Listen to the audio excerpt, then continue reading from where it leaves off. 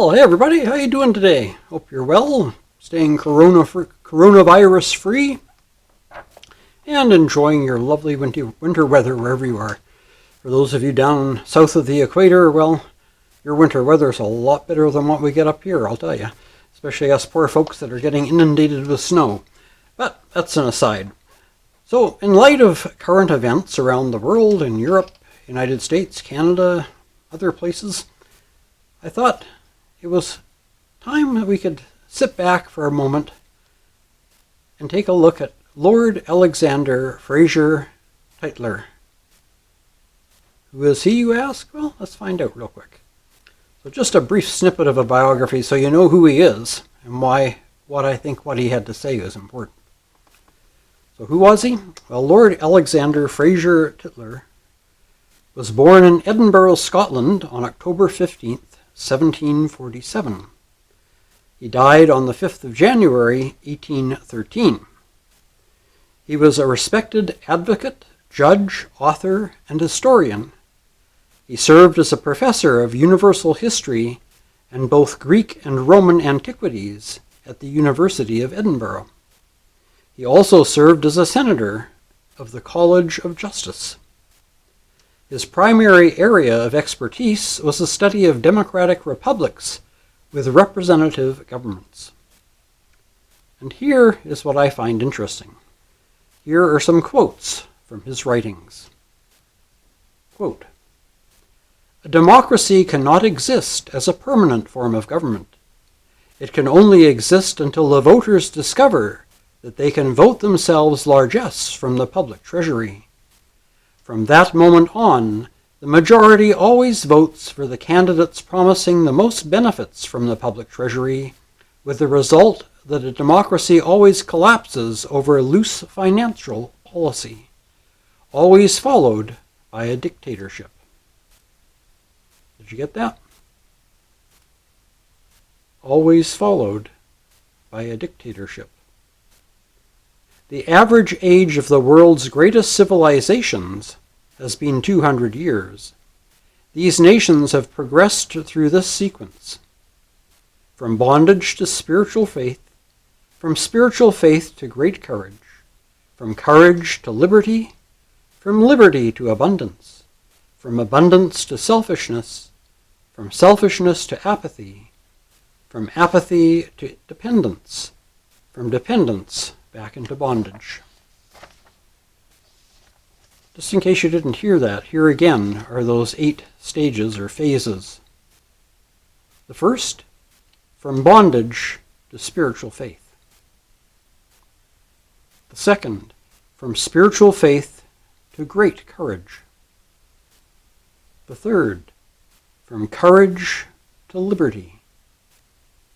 The fourth, from liberty to abundance. The fifth, from abundance to selfishness. The sixth, from selfishness to apathy. The seventh, from apathy to dependence. And the eighth, from dependence to bondage. It's a cycle. When we look at the world's current democracies, most are 200 plus years old. Most are in huge financial debt. In most, the citizenry continue voting for candidates who promise them the most goodies. For example, free health care, free education through a university degree, welfare for those who are able but don't want to work, free childcare, free dental care, free. But the truth is, they aren't free. Somebody has to pay for them. So governments have 2 choices. One is to tax. And so you have income tax, sales tax, road tax, excise tax, customs duties, tax.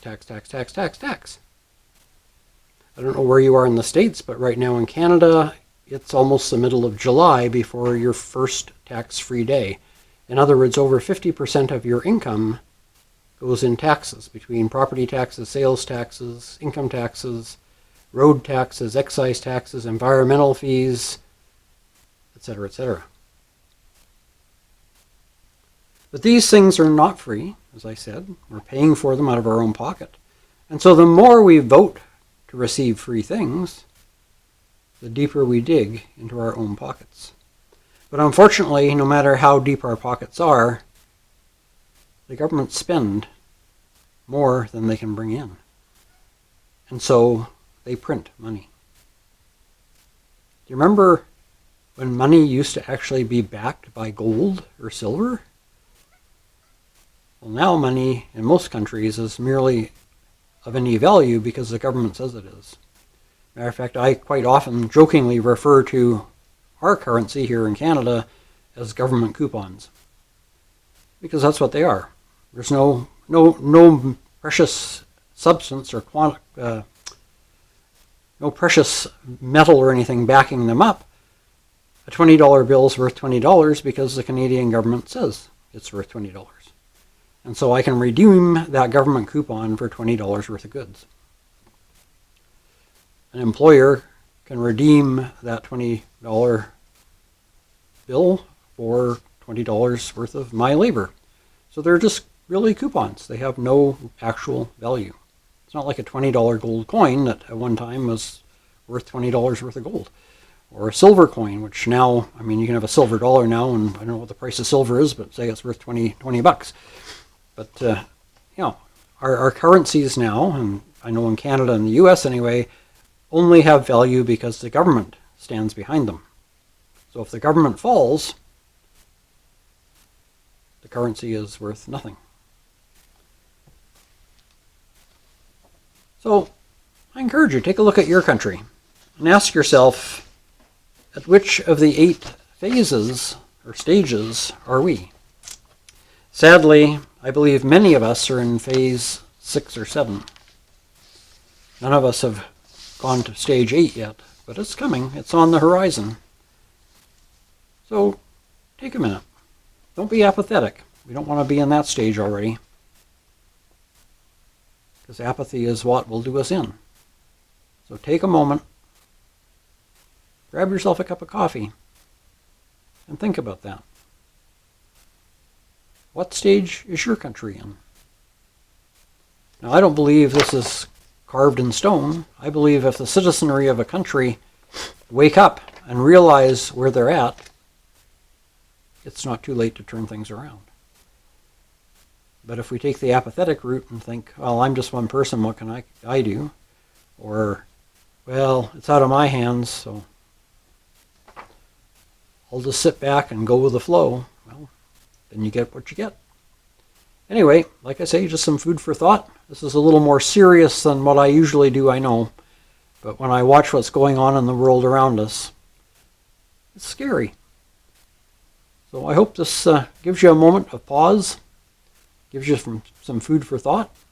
And I'm not condoning, promoting, supporting any political view, neither liberal nor conservative, neither Democratic or Republican, or Elephant Party or Green Party or anything else.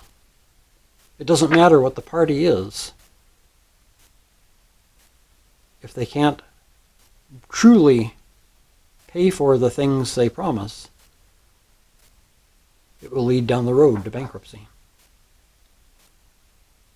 Anyway, on that cheerful note, have a great weekend, and we'll see you next week. Until then, take care, stay safe, and God bless.